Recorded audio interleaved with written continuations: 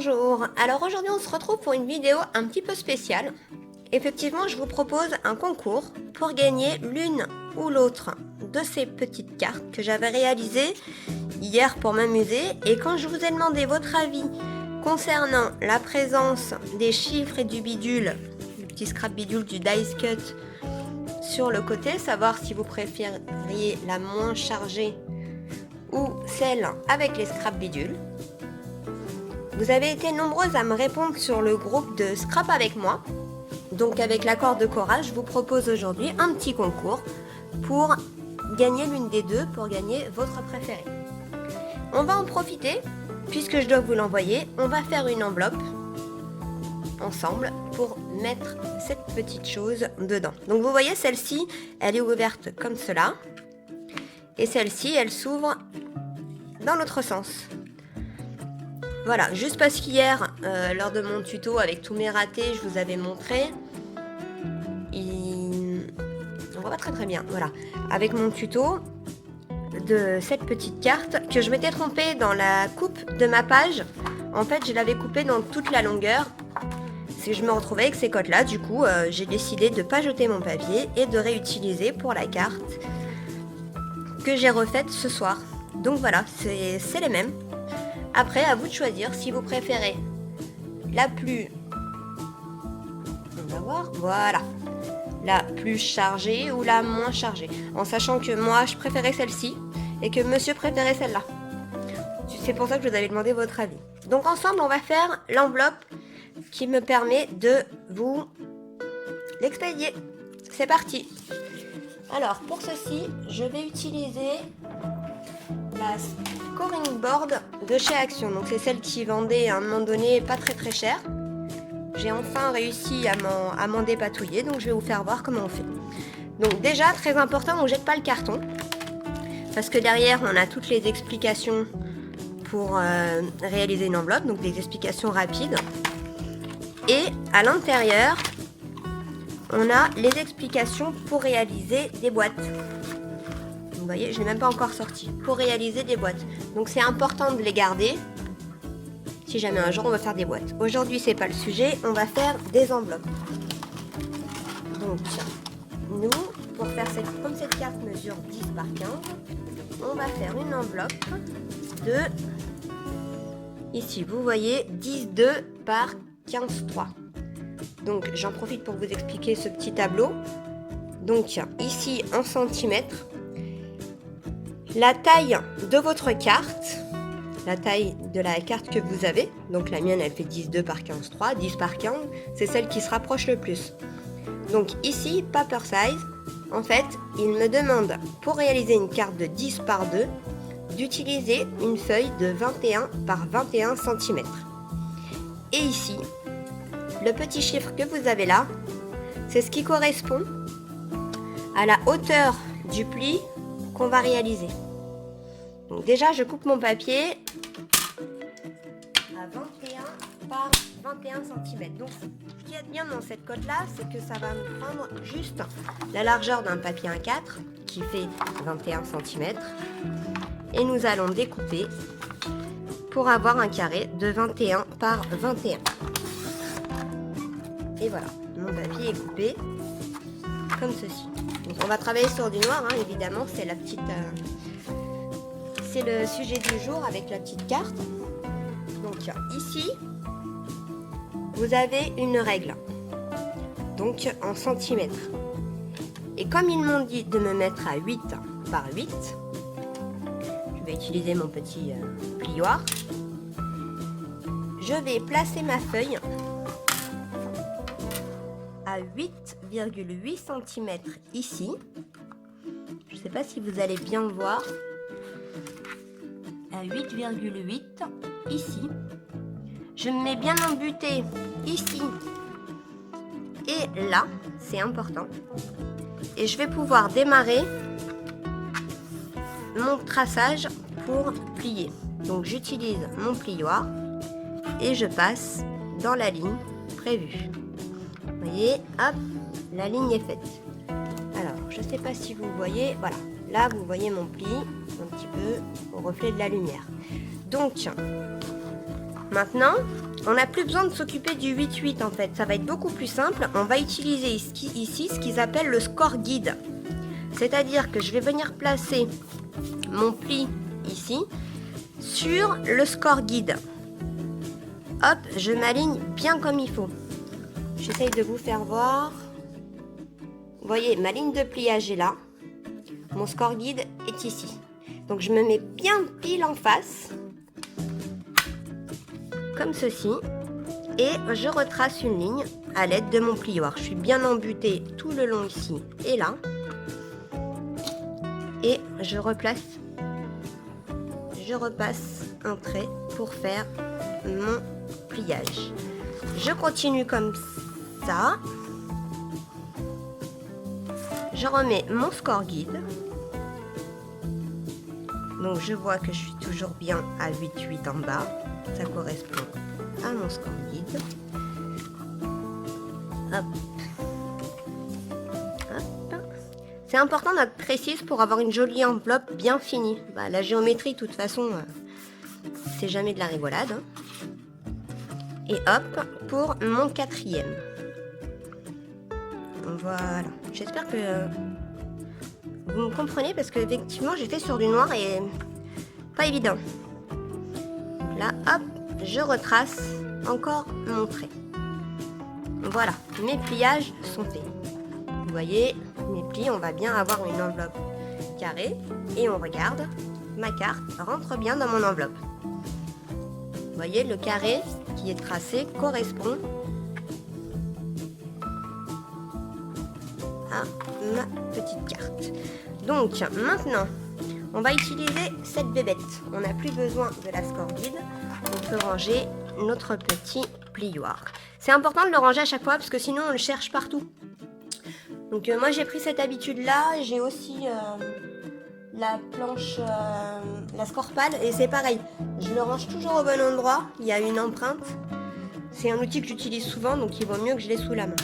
Donc avec la bébête qui est livrée avec la scoring board. On va utiliser les deux dépassants qui sont là. Je vous fais voir ce que ça fait. Donc ça, c'est pour faire, vous voyez, une encoche.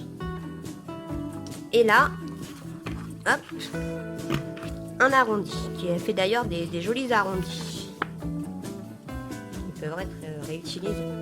Donc, on va utiliser les deux petits dépassants qui sont là et on va s'aligner sur les traits qu'on a tracés en pliage. Vous voyez, je m'aligne bien et je presse pour créer ma découpe.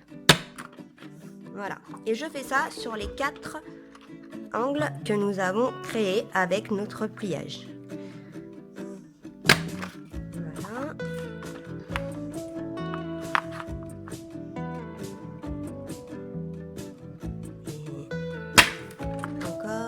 Et encore un. Ce qui est bien, c'est que c'est très précis. On a vraiment un beau rendu. On a très peu de perte de papier au final, surtout dans ce format-là qui m'utilise bien un format A4. Et là, à l'aide de l'autre côté, je vais venir arrondir les 4 coins de mon enveloppe. Alors, je me place bien. Hop. Pour les 4 coins. Comme ceci. Et comme cela. Et voilà, mes 4 coins sont pliés. Maintenant, on va réaliser, vous voyez, mes petits bouts de papier. Hop. Vous voyez, mes petits bouts de papier, il n'y a vraiment pas beaucoup de gâchis. Maintenant, on va faire notre pliage. Donc, on rentre.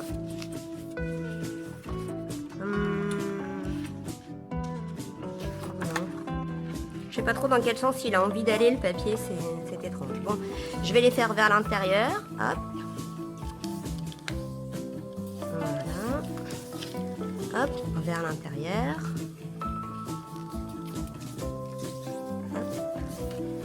Et on rabat un grand côté sur l'enveloppe. Et vous voyez, on a une jolie enveloppe dans la couleur qu'on souhaite. Et vraiment, c'est la bonne taille. Hein. C'est un peu plus grand. En fait, c'est pas la taille de l'enveloppe qui vous donne sur le petit tableau, c'est vraiment la taille de la carte. Du coup, on se retrouve avec une enveloppe un peu plus grande. impeccable pour pouvoir la fermer. Donc là, je me retrouve avec une enveloppe de 16 par 11. Voilà, impeccable. Maintenant, on va venir coller ici et là pour fermer notre enveloppe. Donc, je vais utiliser du double face et je vais bien suivre la ligne pour ne pas en mettre partout. Parce que je me connais et c'est pas toujours évident. Excusez-moi, je tourne dans tous les sens. C'est pour bien trouver mon angle d'application. Voilà. Et encore ici. Voilà. On rabat le grand côté. Il est collé et notre enveloppe est terminée. On peut maintenant replier la partie supérieure. On s'applique pour avoir une belle enveloppe et des beaux pliages. Et notre enveloppe est terminée. On y glisse notre petite carte. On met un petit cachet, on colle. Et l'enveloppe est prête à expédier. Donc on va la personnaliser un peu, comme c'est fait pour mettre cette petite carte d'Halloween, celle que vous aurez préférée. On va créer un petit badge pour pouvoir écrire, parce que sur le noir, on ne peut pas écrire. Donc pour ce faire, je vais reprendre une chute de papier aquarelle que j'avais de mes petites cartes. Et je vais créer... Ah bah non, j'ai utilisé pour coller. Donc je vais reprendre un autre papier aquarelle du coup. Je vais essayer de ne pas gâcher. Donc c'est le papier de chez... Ah bah non, j'ai une chute ici. Voilà, je préfère... C'est pas obligé, hein, mais je préfère utiliser mes chutes. Hein. C'est toujours mieux de ne pas gâcher. Donc on va se créer une petite fenêtre pour pouvoir écrire l'adresse de l'une d'entre vous. Donc je pense que je vais faire une fenêtre de 8 cm. Allez, même 9 cm. Donc 9 cm dans la largeur. Je reprends mon asticot.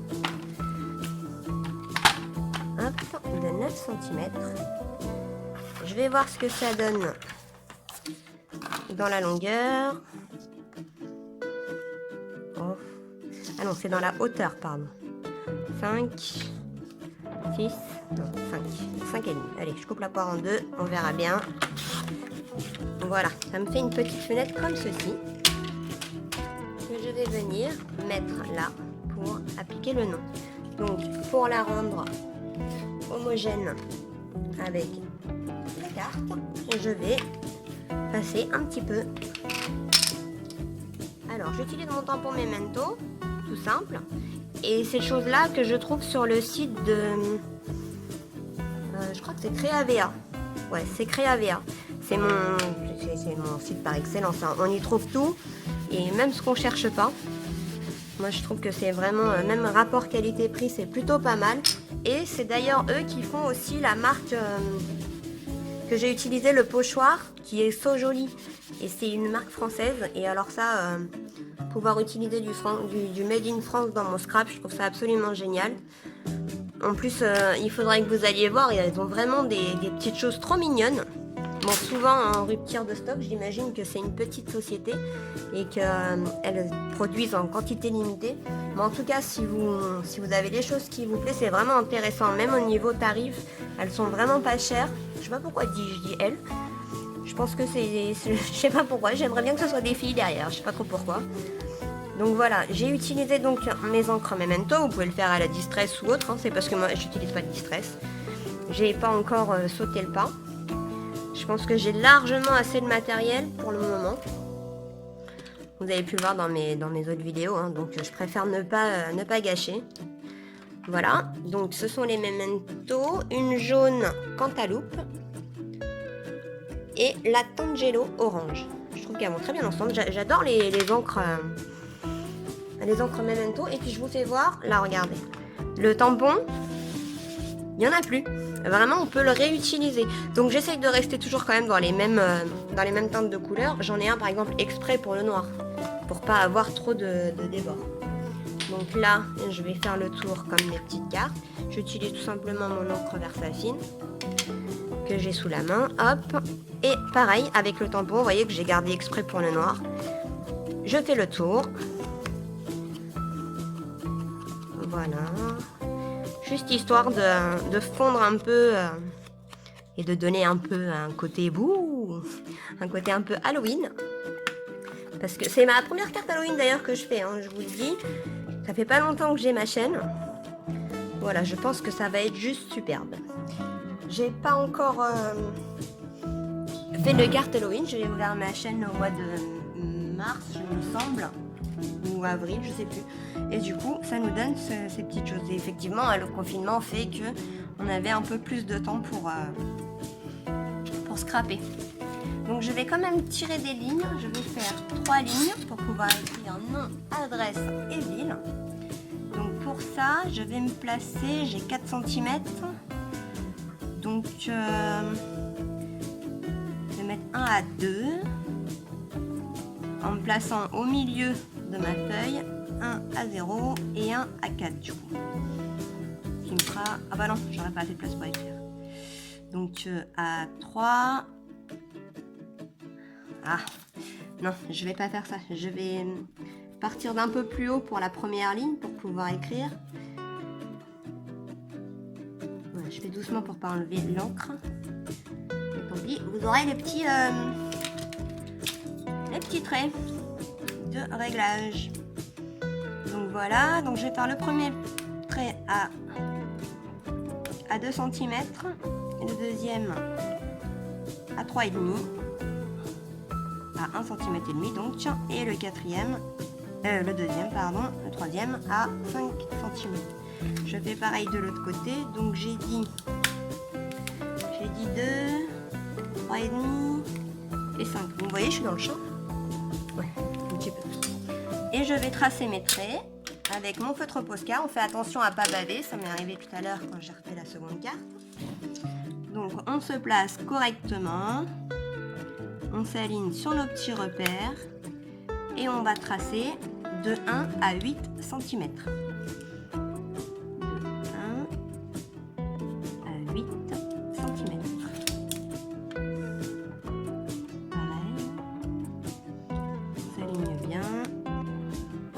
On fait attention à pas baver, même si c'est du scrap, même si c'est de l'art journal. C'est un peu façon art journal. Je suis pas encore une vraie scrapeuse. J'ai fait quelques albums que j'ai pas mis en ligne d'ailleurs et qui sont bien au chaud dans ma chambre. Spécial scrapbooking. Donc vous voyez, ça me laissera la place d'écrire le nom, l'adresse et la ville. Je vais maintenant le positionner sur... Hop, donc ça sèche bien. Là on est en... C'est vrai que quand on fait en direct ou en vitesse réelle, on a les temps de séchage. Ce qu'on n'a pas dans les vidéos quand on fait nos tutos et qu'on met en mode accéléré. On coupe, on revient en fonction du besoin. Donc voilà. Maintenant que c'est bien sec, je vais pouvoir coller. J'y vais généreusement hein, pour que ça arrive jusqu'à la maison prévue. J'en mets bien sur les bords pour pas que ça aille s'accrocher ailleurs. Voilà, voilà. Donc voilà, le double face, si vous débordez, n'hésitez pas à juste le ramasser comme ça. C'est pas forcément la peine de prendre les ciseaux et d'en mettre partout du coup. Donc je place ma petite étique, ma petite fenêtre pour les postiers.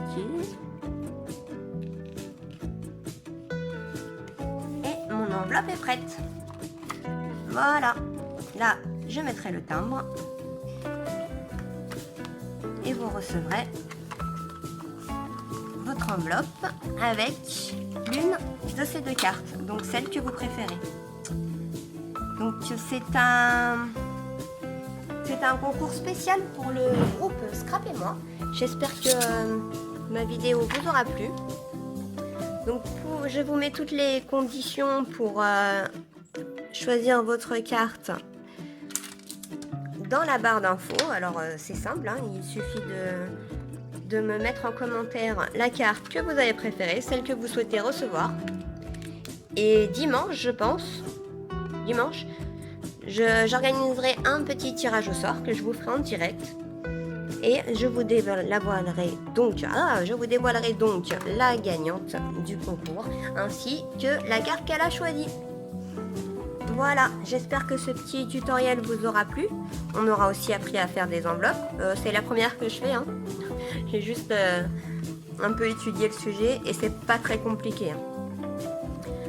Donc voilà, donc si cela vous a plu, n'hésitez pas à mettre un petit pouce vers le haut, à vous abonner à ma chaîne et à me dire laquelle vous préférez. Merci mesdames, au revoir et à bientôt.